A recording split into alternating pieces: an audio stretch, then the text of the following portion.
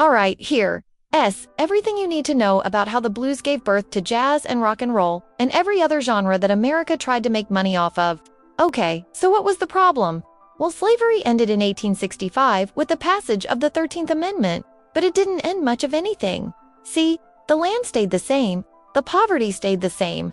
Even the sun rose over the same fields. Just now, it was on the other side of the tracks. It was still hot, though. In fact, it was hotter because the sharecropping system that took its place was basically slavery with better accounting practices. Just missed a payment here or there, you might find yourself picking cotton on credit. Run away from the farm. Well, then you're fair game for the chain gang. And every Tuesday, give or take, another postcard from hell arrived in the mail. You see those hanging from the trees? It was a message board for Mississippi's finest export, corpses. So amidst the usual sharecropping trifecta of poverty, chains and lynchings, a whole new genre of music emerged. Nobody knows exactly when or where. It doesn't matter anyway. It was everywhere and nowhere.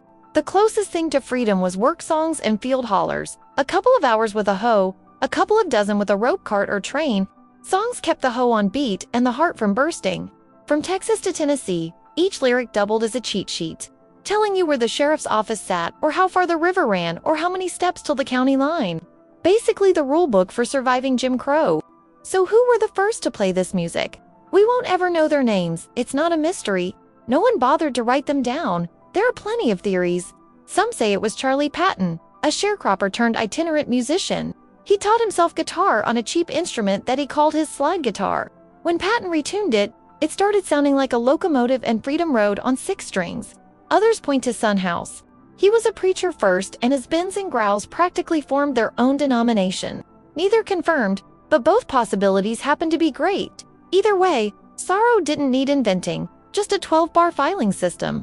And then there were others who waited a few decades and headed north when the soil and the sorrow grew too thick to bear. But wait, let's rewind here for a quick history hot tip. What's a 12-bar? Glad you asked. Any song can have 12 bars of music. The 12-bar blues uses 3 chords, a tonic, subdominant, and dominant, and mixes and matches them in an endless variety of combinations. It's not the chord progression that makes something bluesy, but how you harmonize it. Blues is defined by blue notes, notes that bend the major scale out of shape. In this case, the 3rd, 5th, and 7th scales flatten a half step for maximum heartache. The result is unforgettable. But if it's so inescapable, why does it sound so different every time? Because the best blues follows jazz principles. Improvisation is everything. Whether you're wailing guitar or harmonica, you can build your own solo brick by brick on top of the foundation laid down in the verse. So, in a sense, blues is the blueprint and jazz is the building. Different rooms, same house. Now we've got to talk about spirituals. They've been carrying coded messages since the days of slavery. Spirituals like wade in the water for runaways and steal away from midnight meetings. Now blues swaps scripture for street smarts and gives it that 12-bar filing system we mentioned earlier.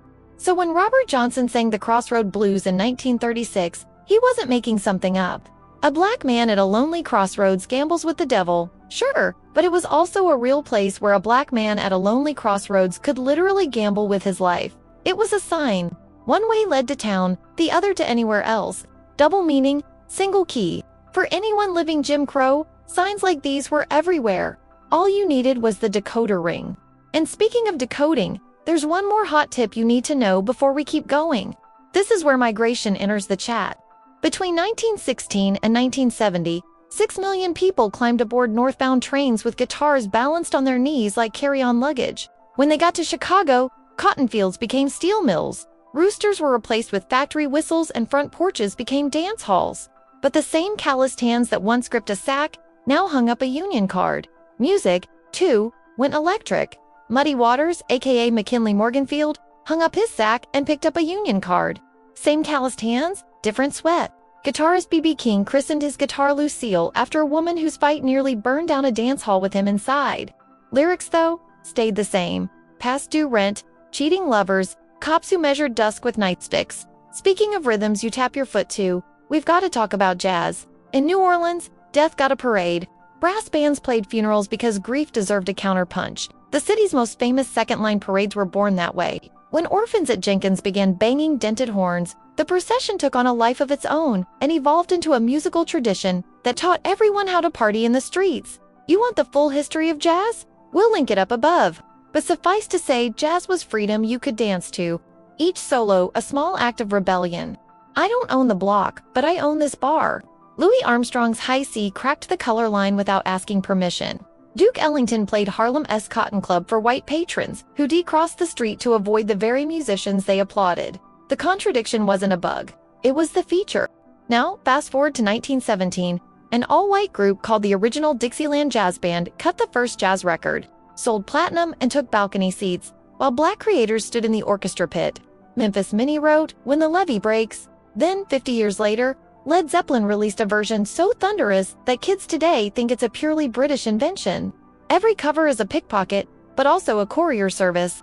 Those old enough to remember the originator couldn't get in the door, but the notes snuck in anyway. They seeped into households through crackling radio waves, showing white America what it had stolen. Cultural theft and survival are the same coin, different faces. Well, that's it for tonight. Thank you so much for watching, and if you want to keep coming back for more, you can follow us on social media or subscribe for more. I'm the host. Until next time, you stay classy, America.